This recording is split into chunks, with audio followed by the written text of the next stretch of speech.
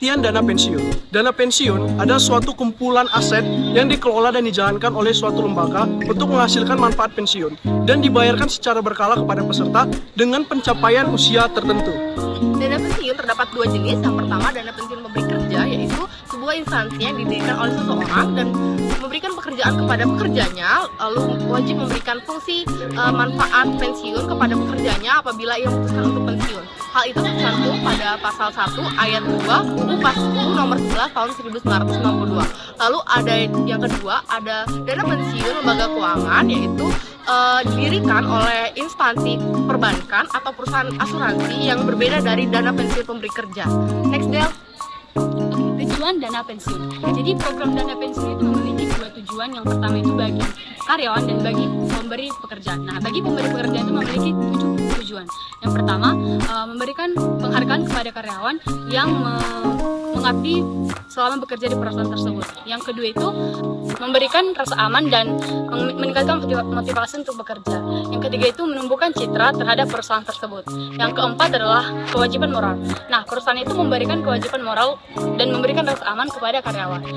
Yang kelima adalah loyalitas. Jadi dengan adanya program dana pensiun itu, perusahaan mengharapkan karyawan yang loyalitas dan dedikasi untuk perusahaan tersebut.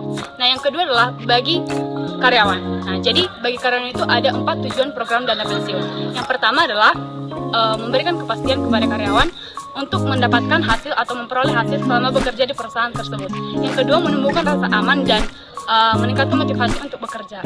Nah, yang ketiga itu adalah agar tetap memiliki penghasilan di masa yang akan datang selama bekerja di perusahaan tersebut. Yang keempat adalah kompensasi yang lebih baik. Nah, jadi karyawan itu memiliki kompensasi meskipun diperoleh dari setelah mendapatkan atau memperoleh atau memasuki masa-masa pensiun. Selanjutnya adalah asas-asas dana pensiun. Yang pertama ada keterpisahan antara kekayaan dana pensiun dengan para pendirinya. Yang kedua adalah asas penyelenggaraan dalam sistem pembiayaan. Yang ketiga ada asas pembinaan dan pengawasan. Yang keempat adalah asas penundaan manfaat. Dan yang kelima ialah asas kebebasan untuk membentuk atau tidak membentuk dana pensiun.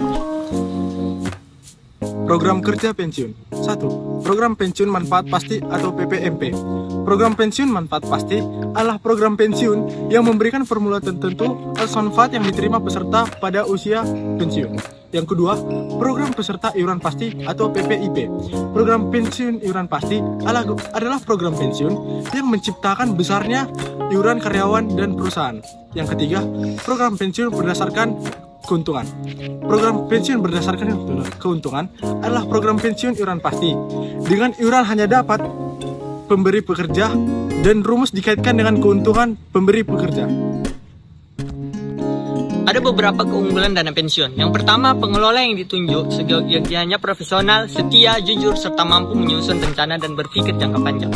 Yang kedua, sesuai Undang-Undang Nomor 11 Tahun 1992, dana pensiun dibebaskan dari pajak penghasilan. Dengan demikian, para peserta dapat menikmati manfaat pensiun secara maksimal. Yang ketiga, seluruh himpunan iuran dan hasil pengelolaan kekayaan investasi dibagikan kepada peserta atau ahli warisnya menurut jumlah iuran dan masa kepesertaannya.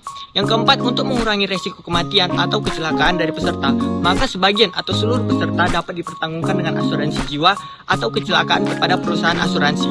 Dan yang terakhir, manfaat pensiun dapat dinikmati secara berkala, bulanan selama seumur hidup dengan jumlah yang sama bagi peserta dan bagi janda atau duda dari peserta, serta anak yatim piatu dari peserta sampai berusia 25 tahun. Kelemahan dana pensiun. Yang pertama, pengelola yayasan dana pensiun atau YDP masih banyak yang kurang profesional.